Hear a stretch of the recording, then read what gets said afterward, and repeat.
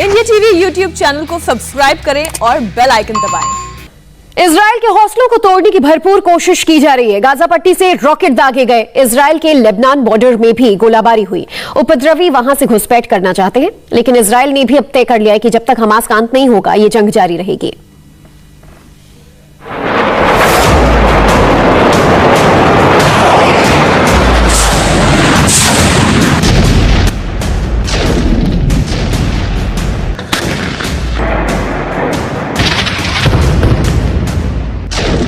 एक 160 एयरक्राफ्ट एक साथ आसमान पर।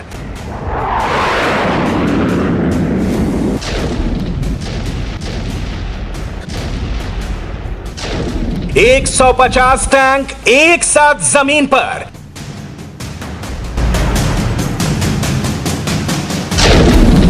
इजराइल ऐसे लड़ाई लड़ रहा है। या अल्लाह, इजराइल ने ठान लिया है, इस बार की जंग निर्णायक जंग होगी।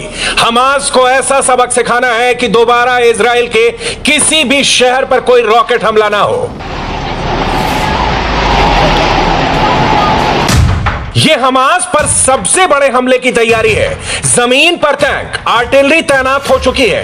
कहां पर हमला करना है, कितने बजे करना है, इसके कोऑर्डिनेट्स एकदम क्लियर हैं। गाजा पट्टी पर हमास के अड्डों पर अटैक सिर्फ जमीन से नहीं होगा, बल्कि इजराइल के 12 स्क्वाड्रन के 160 फाइटर प्लेन इस ऑपरेशन का सबसे अहम हिस्सा है। जब थल और नभ से वार हुआ तो गाजा पट्टी ऐसे थर्रा गई।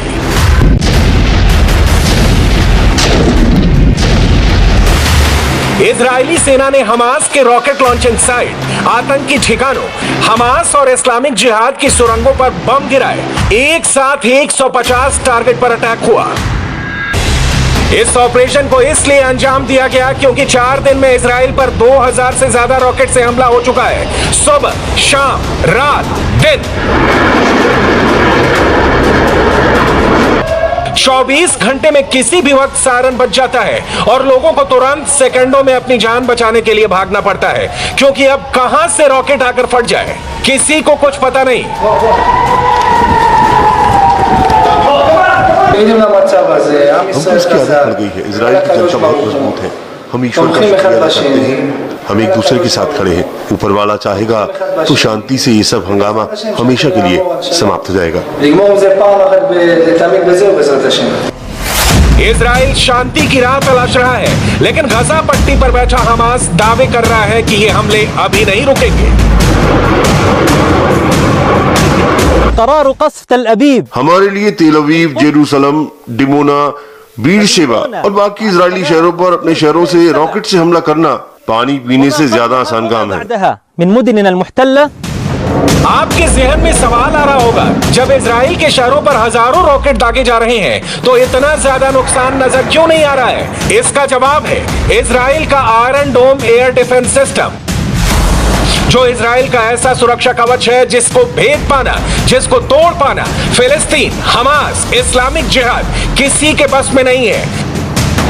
गाजा पट्टी से एक सैकड़ों रॉकेट दागे जा रहे हैं, लेकिन जैसे ही इजरायली हवाई सीमा में दाखिल होते हैं, इजराइल का आयरन डोम सिस्टम एक्टिव हो जाता है। यह सिस्टम तुरंत सायरन बजा देता है और रॉकेट का लक्ष्य कहां पर है, कितनी देर में फटेगा, किस एंगल से गिरेगा, इसकी जानकारी दे देता है। अगर किसी रॉकेट का टारगेट आबादी वाला इलाका होता है तो यह आयरन डोम उसको हवा में नष्ट कर देता है। इस सिस्टम की एक्यूरेसी 90% है, यानी अगर 100 रॉकेट पर निशाना लगाया गया तो 90 रॉकेट का आसमान में नष्ट होना तय है। मैं यहाँ एक आयरन डोम बैटरी स्टेशन पर कमांडर हूँ। जवान बहुत शानदार काम कर रहे हैं। इजराइल के आसमान, इजरायली जनता की रक्षा कर रहे हैं। 100% निशाना लगाना मुमकिन है, लेकिन ये इसके बेहद करीब है, जो काबिल तारीफ है। ये एक साथ 2 काम करता है, रक्षा भी और हमला भी।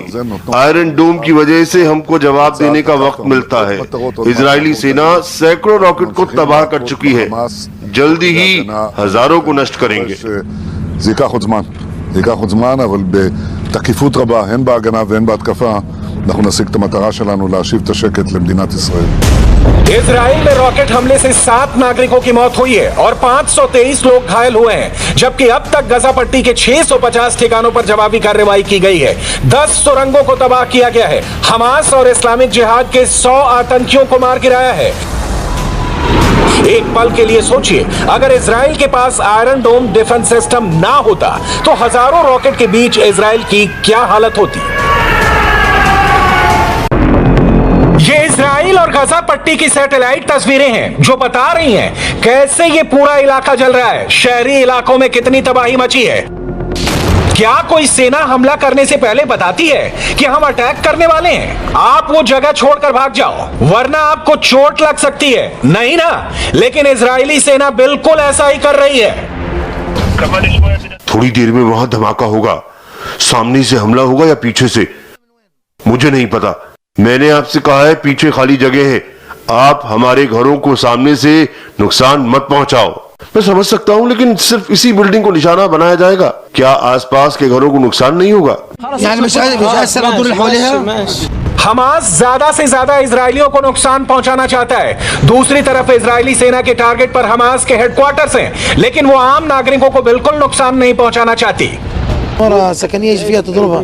इस इमारत में लोग रहते हैं, इसको क्यों निशाना बनाया गया? मैंने फोन पर इजरायली सेना से पूछा यहाँ पर हमला करने का ऑर्डर क्यों दिया। उसने कहा जब बिल्डिंग को निशाना बना लिया जाएगा उसके बाद फोन करके जवाब दूंगा। हमास ने ज्यादातर अपने ठिकाने गाजा पट्टी के स्कूलों, अस्पतालों, आबादी वाले इलाकों में बनाए हैं। इजराइल की जवाबी कार्रवाई से गाजा पट्टी में दहशत है। बड़ी संख्या में लोग अपने घरों को छोड़कर जा रहे हैं। हमने रात में यहाँ से जाने का प्लान बनाया था, लेकिन इजरायली ड्रोन और प्लेन बम गिरा रहे हैं। ऐसे में दिन की रोशनी में हमको भागना पड़ा। जान बचाने के लिए स्कूलों में छिपना पड़ा।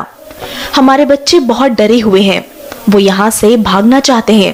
जब हम सोकर उठे तो हमारे आसपास कुछ नहीं बचा था। दूसरी तरफ गाजा के अस्पतालों में हर दिन घायलों की संख्या तेजी से बढ़ रही है। अब संसाधनों की कमी होने लगी है। ज्यादातर घायल शिफा आ रहे हैं, जो गजा का सबसे बड़ा अस्पताल है। इनमें महिलाएं, बच्चे, बुजुर्ग सब शामिल हैं। ज्यादातर किसी तेजधार वाली चीज से घायल हुए हैं। ऐसे बच्चे भी हैं जिन्होंने अपने हाथ पैर खो दिए हैं। हालात बहुत खराब हैं।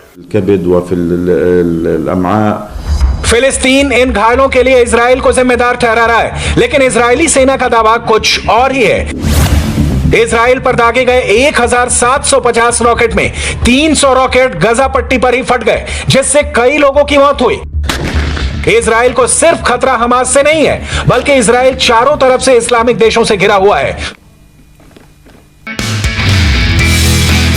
नमस्ते, मैं हूं मीनाक्षी जोशी। वीडियो और खबरों से अपडेट रहने के लिए India TV YouTube channel subscribe करें, बेल आइकन दबाना ना भूलें। जुड़े रहें इंडिया टीवी के साथ।